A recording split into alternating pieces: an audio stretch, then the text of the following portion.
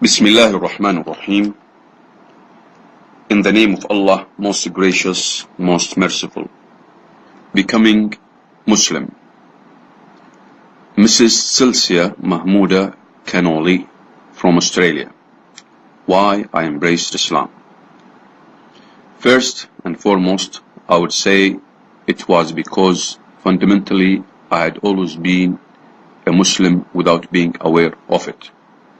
Very early in my life, I had lost faith in Christianity for many reasons.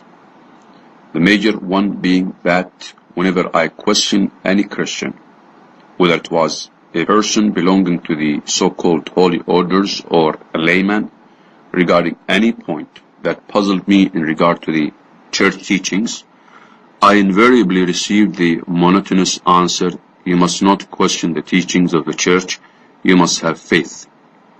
I did not have the courage in those days to say I cannot have faith in something that I don't understand. And from my experience, neither do most of the people who call themselves Christians. What I did do was to leave the Church, Roman Catholic, and its teaching, and to place my faith in the one true God in whom it was much easier to believe than in the three gods of the Church. By contrast, with the mysteries and miracles of the Christian teaching, life took on a new and wider meaning, no longer cramped with dogma and ritual. Everywhere I looked, I could see God's work, and although in common with greater minds than my own, I could not understand the miracles that happened before my eyes. I could stand and marvel at the wonder of it all, the trees, flowers, birds, animals. Even a newborn baby became a beautiful miracle, not the same thing that the church had taught me to believe at all. I remember how, when a child, I gazed at newborn babies and thought, it's all covered in a black sin. I no longer believed in ugliness, everything became beautiful. Then one day, my daughter brought home a book about Islam. We became so interested in it that we followed it up with many other books on Islam. We soon realized that this was really what we believed. During the time I had believed in Christianity, I had been led to believe that Islam was only something to joke about.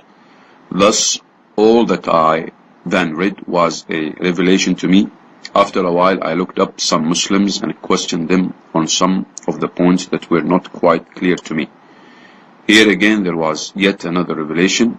My questions were all answered promptly and concisely, so different from the frustration I had experienced when questioning Christianity. After much reading and studying of the religion of Islam, both my daughter and I myself decided to become Muslims, taking the names of Rashida and Mahmouda respectively.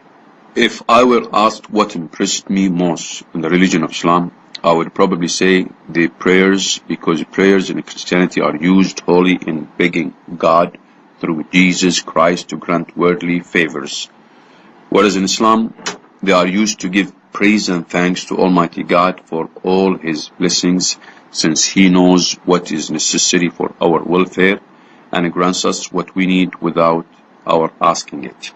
Alhamdulillah. Bismillah ar-Rahman ar-Rahim. In the name of Allah, most gracious, most merciful. Experience of a Canadian woman. Many may ask why a young Canadian-born Caucasian woman would embrace a religion that not only supposedly oppresses women, but takes all her freedom and independence and treats her as a second-class citizen. I reject such accusations and pose to them the following question. Why is it that so many women who have been born and brought up in the so-called civilized societies of Canada, USA, and Europe are willing to reject their liberty and independence to embrace a religion that supposedly oppresses them and is widely assumed to be prejudicial to them?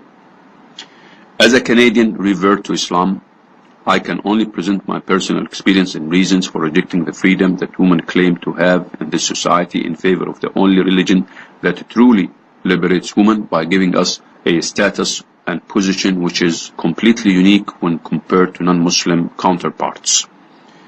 As a child growing up in a non-religious home, I often asked my parents if there was a God, who is he and where did he come from? The response was always believe in what you want to believe. This confused me because many of my friends had religions and I never understood why I didn't. I remember when I was 6 or 7 years old, I attended Sunday school at a church with a friend a couple of times. I found it very boring. I didn't feel comfortable around the other children and felt pressured by the instructor and other children because I didn't know anything about Jesus Christ. May Allah exalt his mention. Feeling this way, I stopped going to the Sunday school and continued growing up without a religion, with no knowledge of God, which made me feel very lonely. It wasn't until I was in high school when I learned about religion in my social studies class and remember vividly how my teacher told us women in Islam have no rights, women are denied education, must be circumcised, and how women must obey men, otherwise the men can beat them. This made me think. No matter what this teacher said, something in my mind kept telling me this couldn't be true. Ironically, around the same time I was learning this, I met a Muslim named Khalid, who is now my husband, at the place where I worked and asked him about what my teacher said. He was shocked to hear the school boards were teaching this about Islam and told me they were all untrue. When discussing this with my teacher in front of my fellow students, the teacher told me that my source is wrong and he has the information in his books, otherwise he wouldn't be teaching us this stuff. My teacher pretty much made me look stupid, however some of my friends believed me. I continued talking to Khalid at work about Muslim women and was very curious about the role of Muslim women. I have to admit that I never agreed all the time with what Khalid said, but I was also a non-believer at that time and never understood fully what Islam was. I was, and still am, always fascinated with how the Muslim women would cover themselves. They always seemed to have the look of peace on their faces. I would never have guessed that I would one day be one of those ladies who is fully covered. 2 years later, Khalid and I were married and had our first child. Alhamdulillah, it wasn't until 1 year after my second child was born, Alhamdulillah, when I began to feel depressed and adrift, feeling a large spirituality void. I felt there was a big chunk of my life still missing. This was when I began to read about various religions, and it wasn't until I bought a translation of the meaning of the Holy Quran when I finally understood the true meaning of life, and that there is none has a right to be worshipped but Allah. The Quran answered all the questions I was looking for and some that I never even thought of. 1 week before the holy month of Ramadan, I taught myself to pray, memorized 2 surahs, Quranic chapters, and said my Shahada, testimony of faith. I no longer felt adrift and I believed in Allah. It was like having the feeling and guidance from Allah. Wearing the scarf for the first time made me feel as though I had more peace. I was someone, not only someone, but a Muslim. I was and am protecting myself from all evil. I felt a lot more close to Allah because He has ordained women in the noble Quran to cover themselves. I know in my heart that it bothered my husband a lot to have a wife who did not only embrace Islam, but to see her practicing it when he wasn't. My husband and I have no differences anymore in terms of raising our children as Muslims, and have never been so happy since he and I started practicing Islam. My life has changed a lot since I embraced Islam, all for the best, and I'm loving every minute of it. I recommend it to everyone out there, whether a Muslim, Christian, Jew, Hindu, to pick up a copy of the Noble Quran and to read not just some of it, but all of it. May Allah give everyone the strength and courage that He has given me during the past year. Alhamdulillah.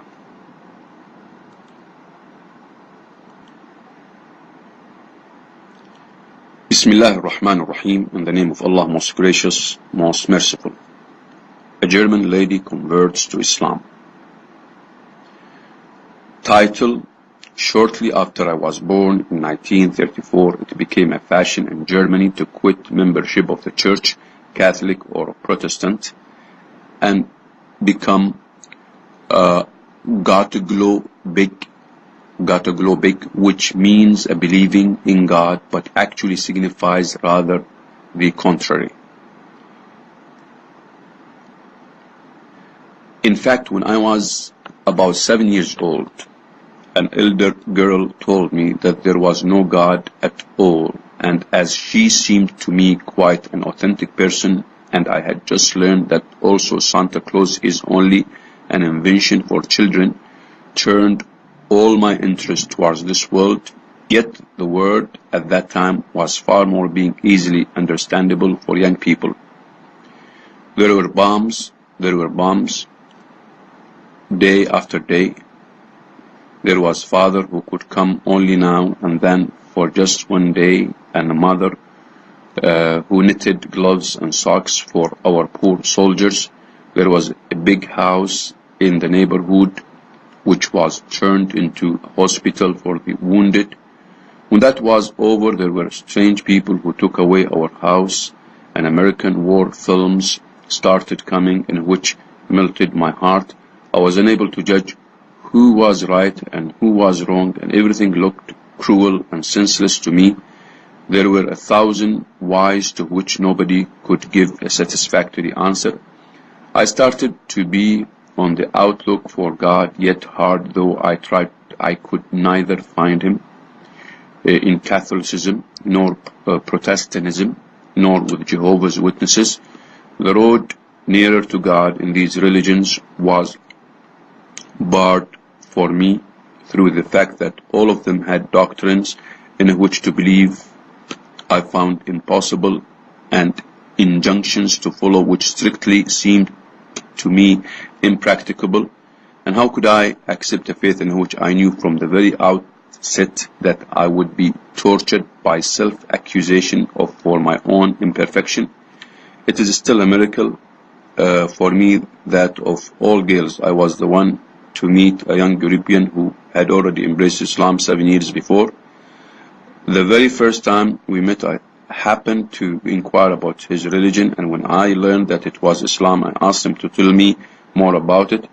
I was a great skeptic at that time due to the disappointment I had had with other religions, yet when he explained to me the meaning of the word Muslim, i.e. one who out of free will surrenders himself or herself to God's commandment, something started waking up within me. Then he went on to explain to me that all men, animals, plants, and everything else in this universe is already Muslim compulsorily, because they would destroy themselves if they would not follow God's laws in matters such as eating, drinking, procreation, and so on.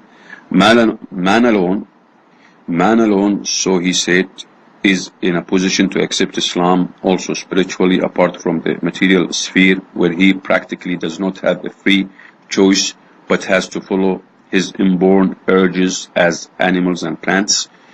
It was a wonderful logic, the pure common sense in all Islamic teachings, which attracted me so much.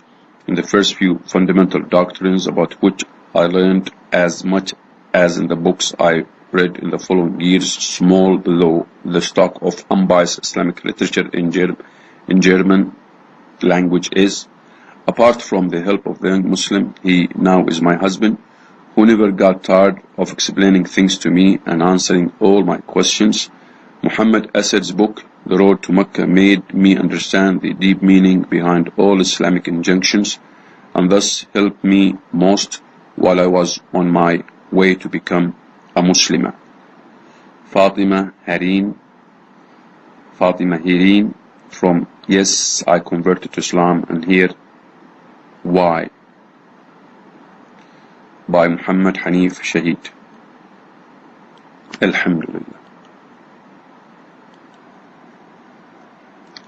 Bismillahir Rahmanir Rahim, in the name of Allah, most gracious, most merciful. From a bathing suit to hijab.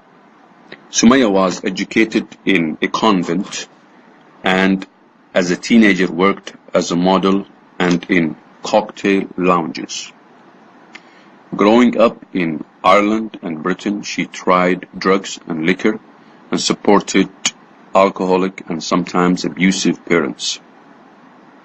Years later, the 25-year-old Irish woman moved to the Gulf Arab Emirate of Dubai, where through books loaned by friends she learned about Islam.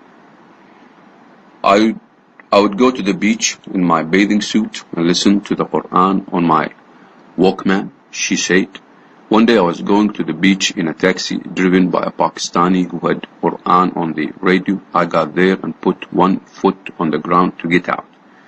Then I looked at the taxi driver and said, "No, take me back home." I couldn't go to the beach and take my clothes off. Now Sumaya, a school teacher who adopted the name of Islam's first female martyr, will not leave her flat without covering herself from head to toe in hijab. Since she reverted, her family has refused to see her. In interviews, some said they reverted because they were disillusioned by changes in their own religious traditions. Others said they were influenced by husbands or relatives, or that they liked the sense of community. I had seen so many changes in the church that unsettled me, said Kathy Grigg, an American in her mid-30s whose family supported her reversion to Islam. Latin was dropped from the Mass. Women were not only no longer required to cover their heads in church, but were permitted to wear pantsuits. Abstinence from eating meat on Fridays was dropped. There was no more reverence, but to me, seeing a Muslim pray, to bow down on the ground. Dr. Bilal Phillips, 49, at that time, a Canadian who had worked for the Saudi Air Force Religious Affairs Department in Riyadh and who was well known as a TV religious presenter, said he belonged to the communist movement in Canada and the United States. I became fed up. Basically, I was searching for something meaningful, he said, of his reversion 24 years ago. Some U.S. military personnel were exposed to Islam when they served in the Gulf War. Phillips manned an Islamic information center in a tent at an Air Force base in Dhahran, Saudi Arabia. In the 6 months after the Gulf War, 3,000 Westerners reversed at the center, or reverted or became Muslim at the center. 98% of them women or U.S. servicemen, he said. They gave up alcohol, but wearing Muslim attire and praying 5 times a day clashed with military duties. You got out of uniform as quickly as you could and put hijab back on, said one revert, Asma Marcoson, a former U.S. Army reservist who grew up in Illinois wanting to be a nun. As for prayers, I had to catch my prayers when I could.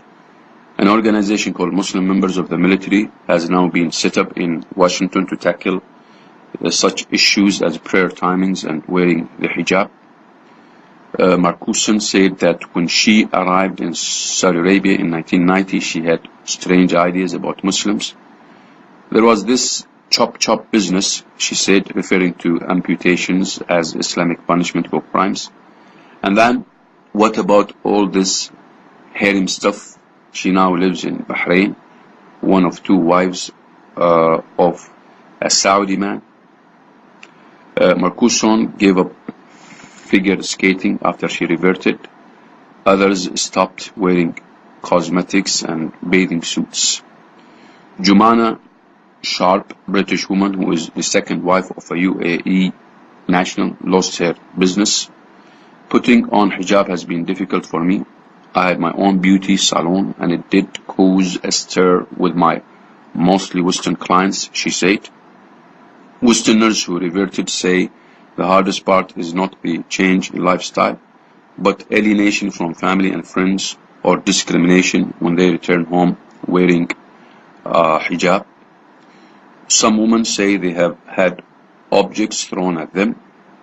Jan Lifk said her passport was held at a US airport because officials couldn't believe she was an American.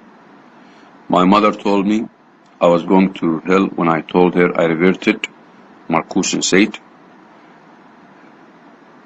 And many stories like that continue to be appearing. Alhamdulillah.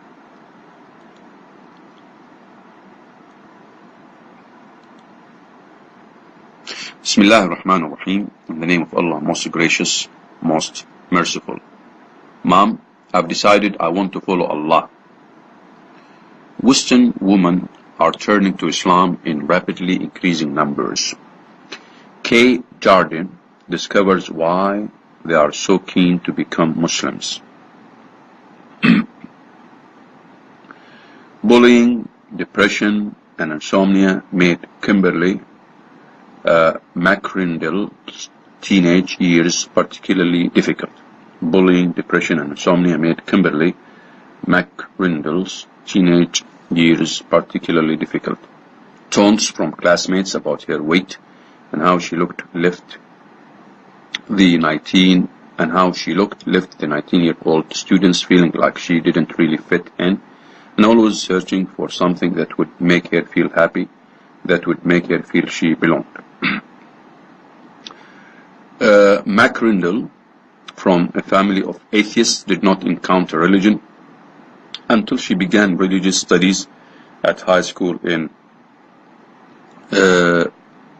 Pinnacuck, when her new interest prompted her to start going to her local church on Sundays. But the peace and happiness McRindle was looking for eluded her until she started college in Edinburgh, where she made friends with some Muslim people and discovered Islam. I was looking for peace, she says. I'd had a rough past. My teenage years weren't great. I was bullied at school, people called me fat and ugly, and I was looking for something to make me happy. I tried to go to church once a week, but I wouldn't class myself a Christian. I was just interested, but it wasn't for me. I didn't feel in peace there. When you walk into a mosque, you feel really peaceful. Praying 5 times a day is really focused. It gives you a purpose in your life. The Quran is like a guide to help you. When you read it, it makes you feel better. McRindle became a Muslim 3 years ago, and it's now known by her married Arabic name, Tasneem Saleh. She is one of a rapidly increasing number of British women turning to Islam, thought to be the fastest growing religion in the world. Although there are no official figures on the subject, there is no doubt that the number of reverts is on the rise, and the majority are women. According to Nicole Borg, a senior lecturer in social anthropology at Glasgow's University and an expert in conversion to Islam in Britain, there are people reverting all the time, she says. I would estimate that there are probably around 200 reverts to Islam in Glasgow alone, but that's just a rough estimate. The data is difficult to acquire. Other estimates put the Glasgow figure closer to 500. The appeal of Islam to liberated Western women is difficult for many to understand, largely because of the widespread perception in the West that it treats women badly. A forthcoming documentary, Mom, I'm a Muslim, addresses this very issue by talking to converts in Sheffield about their experiences. At a preview in Glasgow, I asked a group of reverts from Glasgow and Edinburgh what motivated them to change every aspect of their lives, including their names, to become Muslim. For 27-year-old Bahia Malik, or Lucy Norris, to her parents, it's difficult to explain. Bahia, who lives in Edinburgh, her twin sister Victoria and their brother Matthew grew up as practicing Christians in a rural area in the West Midlands, where they attended Sunday school in the little church at the top of the road. As they got older, the three stopped going to church, and 7 years ago, at the age of 20, both Bahia and her sister converted to Islam, 6 months after their brother. Maybe all through our teenage years we hadn't been that happy. I can't really say what it was. I don't know if we felt there was something missing or that we didn't fit in. We were a little bit shy and we weren't really outgoing sort of people, she says. At the time, Bahia was 2 years into a media and television course in Edinburgh, but was feeling uninspired. After around 6 months of learning about Islam, Bahia realized, and during an emotional visit to a mosque in London, made her declaration of faith. I think it's something you feel in your heart, this pull, she says. You can't really put it into words. It's like your heart speaking, something you feel inside, and you know it's for you. Allah has chosen this for you. It's out of your power. Women who turn to Islam are aware of the widespread Western perception that they are oppressed and discriminated against, but insist that the depiction is a false image. For many, it is a spiritual journey, which, far from repressing them, improves their social status and gives them new rights. You seem to be really looked after, says Tasneem. As a Muslim woman, Muslim men really respect you. They do everything for you. You're highly thought of and protected. Bahia says, I feel that because you cover yourself up, you're not seen as a sex symbol, and because people can't judge you on your appearance, they have to judge you as a human being. That's quite liberating. As an act of modesty, many Muslim women don't wear makeup outside the home, and it is often a part of their old life that new female converts are happy to discard because of the liberating feeling that comes from knowing their appearance doesn't matter. They resist being shown as they were before their conversion. Hafsa Hashimi, who lives in Glasgow, converted to Islam 24 years ago and felt life outside Islam was like having to keep up with the Joneses, Under Islam, however, she says, your aim is not for this life, your aim is for the afterlife. To some people, that sounds pretty horrific. They can't think about this, but in Islam, belief in the afterlife is one of its main features, because you know if you are doing the right thing, you've got a better life to come. So why go for all the material things? Reverting to Islam usually means a complete change of lifestyle for those who take the plunge, including a different diet after a new Arabic name, and your time revolving around the 5 daily Islamic prayers. In the workplace, some people organize with their employer a room where they can have some peace and quiet to pray, and quietness to pray wherever they are in the world. All Muslims face in the direction of Kaaba or the Holy House in Mecca during prayer. For female reverts, the experience can also involve a quite dramatic change in appearance. Islam provides that women must dress modestly. The hijab or the head scarf is a particular focal point and can be a tricky area for a new Muslim woman to deal with. Tasneem wore the hijab straight away, although she found wearing it in public scary at first because she felt people were looking at her. She was then forced to take it off when she was out because of some of the comments directed at her. People would shout, "Go back home to your own country." I had someone spit on me once when I was standing at the bus stop at college. Now though, she wears it all the time and says people don't say anything to me now, and I feel more confident about wearing it. Bahia was happy wearing the hijab from the beginning, but her parents found it quite difficult. She says her sister, her brother and herself were lucky because their parents were quite good about their conversion. For others, however, families are not always so accepting, often because they know little about the religion and why their loved ones want to follow it. For Tasneem, telling her parents, who are atheists, was nerve-wracking. They thought I was going through a phase at first, but they realized when I started wearing the hijab that I was serious. They started getting angry when I began to talk about getting married. They weren't too pleased that I'd met someone older than me who was Muslim as well and a different nationality. While Tasneem and her mother are still close and enjoy a good relationship, they tend not to talk about her faith much. She and her father no longer speak. For Hafsa, telling her parents 24 years ago was perhaps even more difficult because converting to Islam then was anything but a common occurrence. The reactions of her parents were totally opposite. I think my mother felt that I was only becoming a Muslim because of who I was marrying.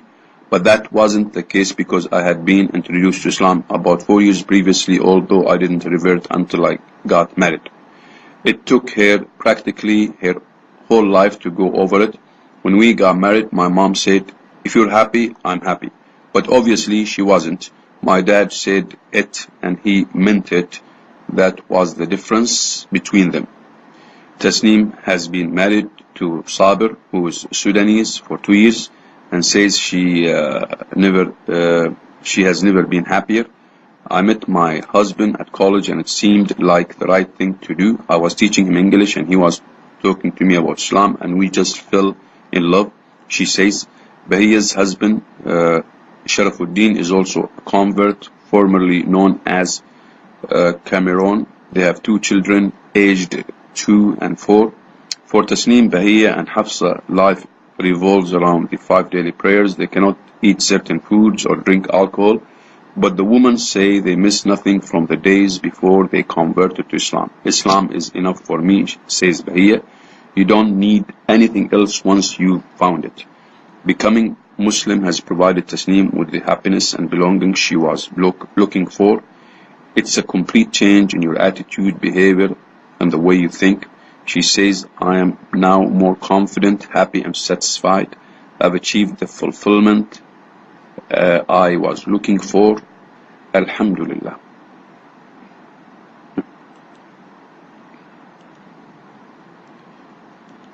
Bismillah ar-Rahman ar-Rahim. In the name of Allah, most gracious, most merciful. From Yamilia to Hajar. Hajar is the new name of Yamilia. She is a 28, a student of social studies at the University of Missouri, Columbia. She started studying Islam before 2 years to find out the truth which she had missed in the material life of the States. Yamilia got convinced and embraced Islam and changed her name to Hajar, the name of Abraham's wife, mother of Ishmael, or Ismail. She likes this name because it is the name of the mother of Ishmael, greatest grandfather of Muhammad sallallahu alaihi wasallam, may the blessing and peace be upon him. Hajar said that for many years she was thinking of the universe, existence, life and death. The research in these matters made her suffer a lot as she could not find convincing answers. The American materialistic culture could not solve these basic issues. She used to hear about Islam, but her view of it was distorted because she heard that Islam discriminates women and that it is a religion of atrocity and force. She knew nothing else about Islam till then. Hajar tells her story. I started to study Islam and soon discovered its purity and defiance of the materialistic power. I carried on more studies, and my studies were very hard in the beginning, as there are not enough honest books on Islam yet in the English language. I loved Islam as it is a religion of equity, justice, individual freedom, and so on. Islam gives the individual freedom and the role of life as well as responsibility for his own actions. I started to understand more and more about Islam and as a result embraced Islam. Hajar propagates Islam. When she embraced Islam, she felt her religious responsibility toward Allah and Islam. She started to call people to the truth she reached. She felt a strong desire to show the Americans the results of her research because they lacked the true knowledge about Islam due to distortions of Islam in the West intentionally done by its enemies and malicious Orientalists. Hajar responded to Islam and she was changed wholly from a careless American young lady into a responsible, modest one whose behavior and life is controlled by some divine doctrines. She said, "My noble aim is to fight in the cause of Islam against capitalism, tyranny and vices which reign the world now. Islam is the only solution for all these sufferings as well as starvation and war, etc." She was asked why Islam is the only solution and she said Islam is the only true religion that offers solutions, systems and principles for the social, political and economic problems of the world. Islam is a way of life that suits the dichotomous nature of man, the soul and body alike, as it is Allah's message demonstrated by the Messenger ﷺ, may the blessing and peace be upon him, who lived it, practiced it, and died just as anybody would die. She added, I found in Islam a solution for the philosophical issues which gave me really a hard time of research and reading. She spoke truthfully and expressively as one would feel. She pronounced some Arabic expressions. She explained that Islam is not merely worship, but it is a coherent system of walks of life. Jihad for equity, justice and fairness is the most important feature of Islam and the most needed one at this time. Hajar adopted Islamic hijab since her conversion, and her lifestyle was adapted to the doctrines of Islam. She started to perform the obligatory prayers timely. She learned some of the Quran by heart for prayers. She said that she liked problems for the sake of her religion. Many Muslims were tortured, but they never yielded. This is why she was prepared to tolerate the difficulties of reversion to Islam. She said she would care for nothing but Islam. She believes that Palestine is a Muslim and Arab land which would legally be given to the Palestinians. She sometimes speaks on this issue to assert the Islamic claim on Palestine. It is really strange to see such an American lady defending Muslim rights and propagating Islam in the States. Muslims everywhere, especially the Arabs, should learn from Hajar a lot and assert their rights, because it was they who kept the light on for the West and humanity. Hence, they need not feel desperate as regards the Arab and Islamic land of Palestine, encroached upon by the Jews and their allies. Alhamdulillah.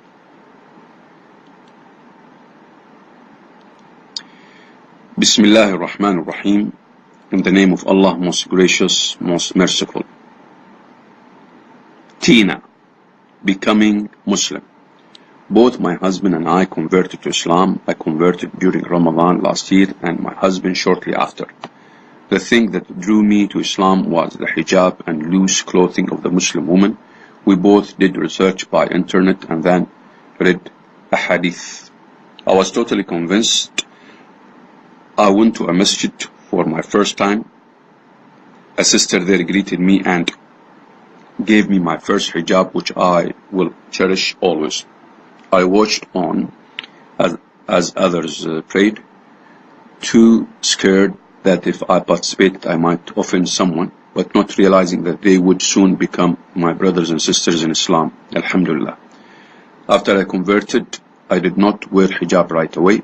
It wasn't until a year after that I did.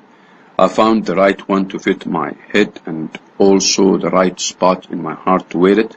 Now I don't go out without it. My husband read the Quran and then shortly after that converted.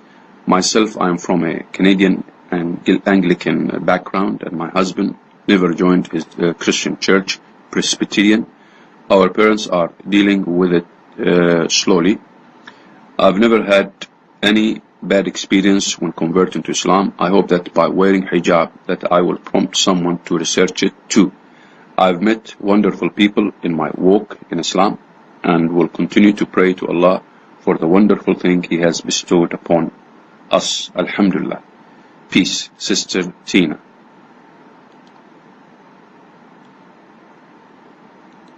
Bismillah ar-Rahman ar-Rahim.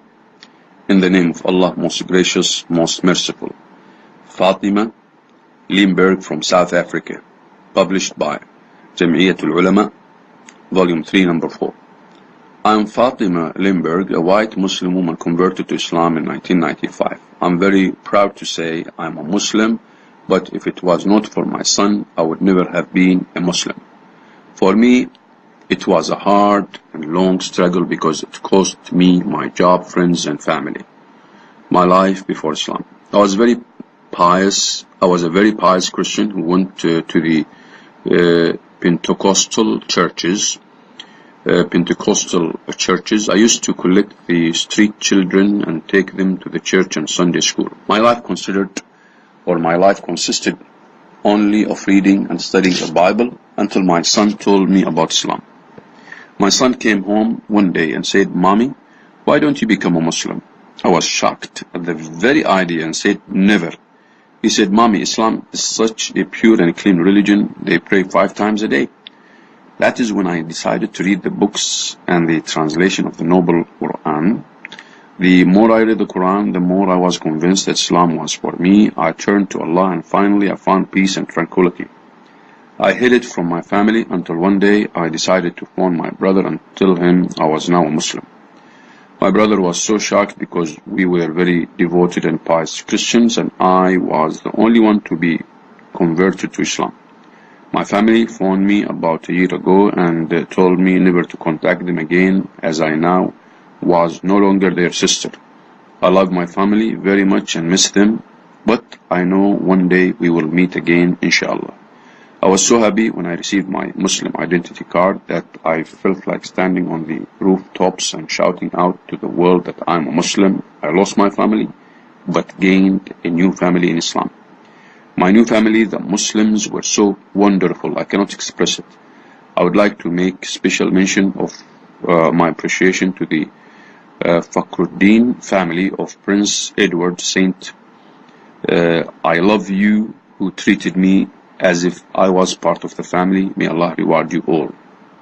Abba Tasneem, Jazakallah khair. When I am in your madrasa with all the little ones, it feels like I am in Jannah surrounded by little angels. I'm so happy that Allah Ta'ala has chosen me to be a Muslim. I have worn the hijab since I became a Muslim and will never take it out. My only wish is to go to Mecca, even though I doubt that it will be possible. But inshallah, one day Allah will provide me with the means to reach there. Each time I want to be closer to Allah, I read the Sunnah of our beloved Prophet ﷺ, and the blessings and peace be upon him. Paper will not be enough for everything that I wish to tell you about Islam. I also want to say Jazakumullah to the Qazi family, and I would like to thank our ulamas of the Jam'iyyat al-Ulama KZN and to our brother Ahmed Didat, may Allah have mercy on his soul, who is so ill at that time. But Ahmed Didat passed away a long time ago. This is a long story. May Allah cure you and return you back to all of us. Islam is a way of life. Islam is a way of life. Islam means peace, and a Muslim is one who strives for peace through his submission to Allah. A Muslim's first duty is to Allah, the Almighty, and it is out of your deep love for Allah that your duties become acts of devotion. It is no easy task for me as a white Muslim lady living amongst Christians, but I keep my head up high and I'm so very proud to be a Muslim. So my dear brothers and sisters, if you are born Muslim but have not been a dutiful one, it is not too late. If you have not started yet, you can start tomorrow or even tonight. Brothers and sisters, as Muslims, keep your heads up high and show the world that you are proud to be Muslims. Your sister in Islam, Fatima Limber. Alhamdulillah. Bismillah ar-Rahman ar-Rahim. In the name of Allah, most gracious, most merciful. Hafsa, my conversion story. Well, it all started when I met my ex-husband. He was a Muslim, but at the time that I met him, he wasn't practicing Muslim. Now he does, Alhamdulillah, praise be to Allah. We married 3 months after we met. Well, he didn't really tell me anything about Islam, but when we went to go to visit to his friends, I talked to the wives and they told me about Islam. At first, I didn't want to be a Muslim. I was raised by my stepmom from the time I was 14, and she was a serious feminist. So I viewed Islam as oppressive. Islam is not oppressive, of course. It is just that I didn't have that much knowledge at that point. I was actually very rude to the Muslim ladies and kept trying to get them to dress like Americans dress. I told them that they should wear short sleeves because it is too hot for long sleeves. Boy, was I bad. Well, the ladies were very patient with me and just kept discussing Islam with me without any pressure. Still, I had no intention of ever becoming a Muslim. Well, one of the ladies who told me about Islam moved away and I kind of dropped the issue for a while. Then my brother-in-law my ex-husband's brother, came to live with us. He asked me if I wanted to learn about Islam. I told him that I do not plan on becoming a Muslim, but if he has any books about Islam, then I would read them so that I could understand Islam. Well, my brother-in-law gave me a copy of the Quran, and it sat on the shelf, and it sat on the shelf for 8 months before I even touched it. I was totally convinced that I would never become a Muslim. I had always just assumed that as long as I was a nice person and didn't harm anyone, then I would just simply die and go to heaven. Well, now I know that it doesn't work that way, because if someone does a good thing only to impress others, then how can this really truly be a good thing? We must work to please Allah, the God, because it is through His mercy alone that we can be admitted to the heaven. Allah rewards us and punishes us according to our good and bad deeds. This makes total sense. Everyone is accountable to Allah alone for his or her own deeds. I now know that Islam is the final revelation from Allah. It is the revelation that Prophet Muhammad, who was foretold by the Prophet Jesus in the Bible, was entrusted to teach to all of mankind. Well, before I converted to Islam, my brother-in-law had borrowed some Islamic videos from a friend of his. One day, while I was sitting in the living room, he usually stayed in his bedroom whenever he was home, and I stayed in the living room because my husband was rarely ever home. He came out and asked if I would watch a video, so I said yes, and it was a video by Ahmed Deedat. Ahmed Deedat was a scholar of both Quran and the Bible. After watching his tape, I started getting curious about Islam, so then I read the Quran, and glory to Allah subhanahu wa ta'ala in Arabic. I was so taken in by the Quran, I couldn't put it down. I believe completely in my heart that the Quran is the truth from Allah, God. I spent the next 6 or 7 months studying the Quran and reading about Islam on the internet. At the time I was a college student, so I had to go to my school to get on the internet. I printed out thousands of pages about Islam. I wanted to become Muslim so badly, but I was scared of what people would think. I hesitated to become Muslim for a while. I studied Islam a total of 1 year before I converted to Islam. The reason why I hesitated is because I knew that my family would throw a fit, and sure enough they did. On 4th of July 1997, I announced to my parents that I was going to convert to Islam. They threw a fit and screamed at me and called me every 4-letter word that you could possibly imagine. They told me that I'm ridiculous and stupid. They screamed and told me that I should put them before Allah because they created me. Astaghfirullah. My dad and stepmom do not believe in Allah. They tried to make my life very hard. They refused to see me unless I gave up my religion. Well, my religion is number one. My parents cannot save me from the hellfire. Only Allah can save me. I have been Muslim for 2.5 years, and I have only seen my parents 3 times since then. The first time they saw me was when I got married to my second husband. Then they came to the hospital when I gave birth to my daughter. Then the last time they saw me was 5 months ago. They wanted to see my baby again.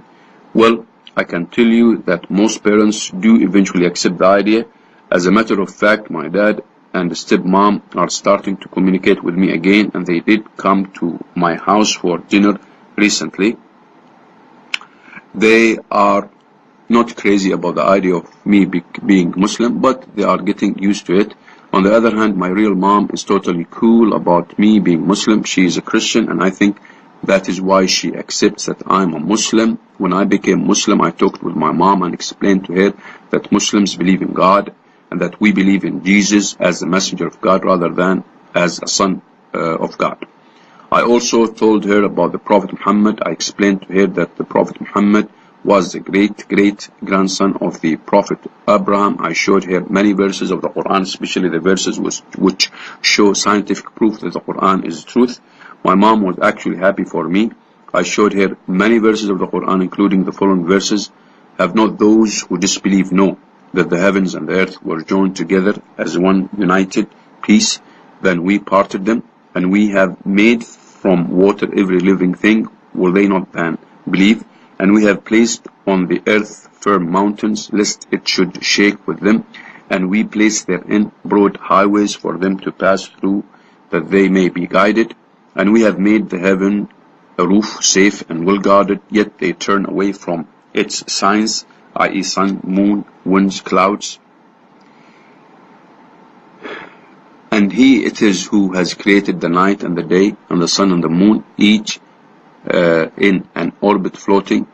These verses are even more amazing when you read them in the Arabic.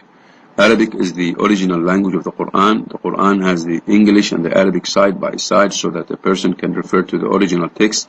If you look closely at the above verses, this explains the Big Bang Theory. Also, the verse about the mountains explains that without the mountains, the earth would be unstable. This is now known scientific fact. Also, the verse explains that the night and day are in an orbit. This verse and others throughout the Quran explain the fact that night goes into day and vice versa because of the earth's rotation. These are all scientific facts that no one could have possibly known about 1400 years ago. I also showed my mother many Quranic verses about the development of a fetus and how a woman carries a child in 3 veils of darkness, 3 trimesters. I must tell everyone that Islam has brought comfort and peace to my life like I have never known before. I actually feel like I have a purpose other than just waking up and repeating what I did yesterday. How many of us have found ourselves waking up and going to work, then coming home to eat and sleep, and then you get up the next day and do it all over again? Well, now as a Muslim, I realize that the purpose of life is to worship our Creator and only our Creator. We worship Him and love Him and hope for His mercy and entrance to the paradise. So instead of waking up and working and wondering what the point is to all this hard work, now I spend my time learning religious knowledge and working to try and get good deeds in hope of earning the entrance to heaven, inshallah. Oh, it's so nice to know the meaning of life every day. Alhamdulillah. Bismillah ar-Rahman ar-Rahim. In the name of Allah, most gracious, most merciful. Helena. Growing up in a supposedly Christian, but in fact non-religious family, I never heard the name of God being uttered. I never saw anyone pray, and I learned early on that the only reason for doing things was to benefit yourself. We celebrated Christmas, Easter, Midsummer, and All Saints' Day, and even though never knew why, I never questioned it. It was part of being Swedish. As a Christian Protestant, you can go through something called confirmation when you are about 15 years of age. This is meant to be a class to take to learn about your religion and then confirm your belief. I wanted to do this to learn about Christianity, so I was signed up for this 3-week camp, which was a combined golf and confirmation camp. In the mornings we had classes with a senile priest, and our thoughts wandered off to the upcoming game of golf. I didn't learn anything. I went through high school with a breeze. I felt that nothing could harm me. My grades were the best possible, and my self-confidence was at the top. Religion never came to my mind. I was doing just fine. Everything I knew that was religious had found the light after being either depressed or very sick, and they said that they needed Jesus in their life to be able to live on. I felt that I could do anything that I put my mind to, and that religion only was an excuse to hide from reality.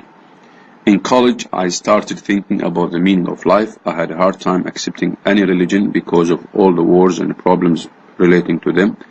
I made up my own philosophy. I was convinced that some form of power created everything, but I couldn't say that it was God. God for me was the Christian image of an old man with a long white beard, and I knew that an old man could not have created the universe. I believed in a life after death because I just couldn't believe that justice wouldn't be served. I also believed that everything happens for a reason. Due to my background and schooling, I was fooled to believe in Darwin's theory, since it is taught as a fact. The more I thought about the meaning of life, the more depressed I became, and I felt that this life is like a prison. I lost most of my appetite for life. I knew a lot about Buddhism and Hinduism since I was interested in these things in school. We learned in detail about their way of thinking and worship. I didn't know anything about Islam. I remember my high school textbook in religion showing how Muslims pray. It was like a cartoon strip to show the movements, but I didn't learn about the belief. I was fed all the propaganda through mass media, and I was convinced that all Muslim men oppressed their wives and hate their children. They were all violent and didn't hesitate to kill. In my last year of college, I had a big passion for science, and I was ready to hit the working scene. An international career, or at least some international experience, was needed to improve my English and get an advantage over fellow job hunters. I ended up in Boston and was faced with 4 Muslims. At that point, I didn't know who Muhammad was, and I didn't know that Allah was the same God as God. I started asking questions and reading books, but most importantly, I started socializing with Muslims. I never had any friends from another country before, let alone another religion. All the people that I knew were Swedish. The Muslims that I met were wonderful people. They accepted me right away, and they never forced anything on me. They were more generous to me than my own family. Islam seemed to be a good system of life. I acknowledged that the structure and stability it provided, but I was not convinced it was for me.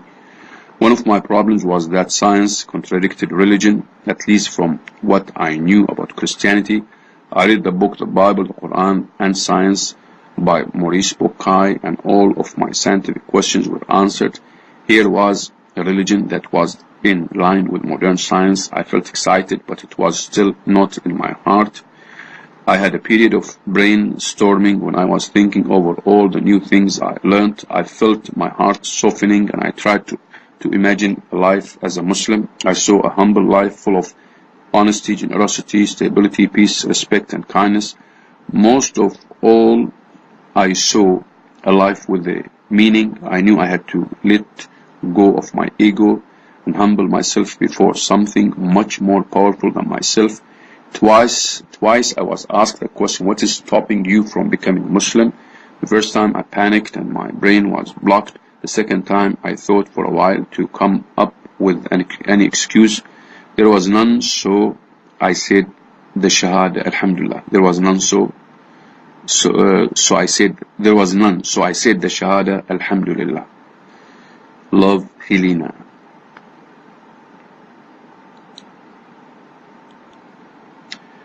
Bismillah ar-Rahman ar-Rahim. In the name of Allah, most gracious, most merciful. Bride Jemima Goldsmith. Why I chose Islam. Sunday Telegraph, May 28, 1995. When Jemima Goldsmith, the 21-year-old daughter of billionaire Sir James, married Imran Khan, she embraced not only the world's most handsome sportsman, but also the Muslim faith, taking the name Halaqa. Here, in an exclusive account, she tells how she journeyed from the glamorous society of London to the austere religion of Lahore. By Jemima Goldsmith. The media present me as a naive, besotted 21-year-old who has made a hasty decision without really considering the consequences, thus effectively condemning herself to a life of interminable subservience, misery, and isolation. Although I must confess I have rather enjoyed the various depictions of a veiled and miserable Halaqa Khan, incarcerated in chains, the reality is somewhat different. Contrary to current opinion, my decision to convert to Islam was entirely my own choice and in no way hurried. Whilst the act of conversion itself is surprisingly quick, entailing the simple assertion that there is only one God and Muhammad is his prophet, the preparation is not necessarily so speedy a process. In my case, this began last July whilst the actual conversion took place in early February, 3 months before the nikah in Paris. During that time, I studied in depth both the Quran and the works of various Islamic scholars. Gay Eton, the Bosnian President Ali Izetbegovic, Muhammad Assad, thus giving me ample time to reflect before making my decision. What began as intellectual curiosity slowly ripened into a dawning realization of the universal and eternal truth that is Islam. In the statement given out a week ago, I particularly stressed that I had converted to Islam entirely through my own convictions. The significance of this has been largely ignored by the press. The point is that my conversion was not, as so many have assumed, a prerequisite to my marriage. It was entirely my own choice. Religiously speaking, there was absolutely no compulsion for me to convert prior to my marriage. As it explicitly states in the Quran, a Muslim is permitted to marry from the people of the book, in other words, either a Christian or a Jew. Indeed, the Sunnah, which describes the life of the Prophet, shows that the Messenger of Islam himself married both a Christian and a Jew during his lifetime. I believe that much of this hostility towards my marriage and conversion stems from widespread misconceptions about an alien culture and religion. Not only is there a huge gulf between the Western view of Islam and the reality, but there is in some cases also a significant distinction between Islam based directly on the Quran and the Sunnah, and that practiced by some Islamic societies. During the last year, I have had the opportunity to visit Pakistan on 3 separate occasions and have observed Islamic family life in practice. Thus, to some extent, I now feel qualified to judge for myself the true role and position of women in the religion. At the risk of sounding defensive, I would like to point out that Islam is not a religion which subjugates women whilst elevating men to the status of mini dictators in their own homes. I was able to see this firsthand when I met Imran's sisters in Lahore. They are all highly educated professional women. His oldest sister, Rubina, is an alumnus of the LSE and holds a senior position in the United Nations in New York. Another sister, Alima, has a master's degree in business administration and runs a successful business.